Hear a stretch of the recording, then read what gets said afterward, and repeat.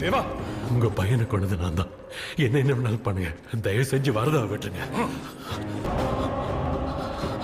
Sir, என்ன அடிங்க கொல்லுங்க, வரதாவை மட்டும் தொடாதீங்க.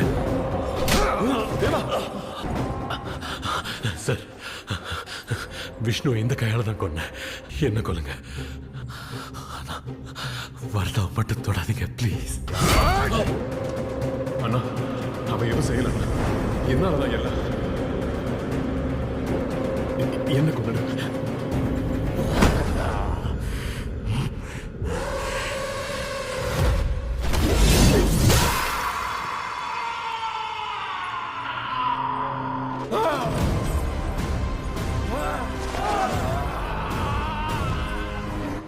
தொடக்கூடாதுன்னு சொன்னலடா, உன்னை யாரும் தொடக்கூடாது.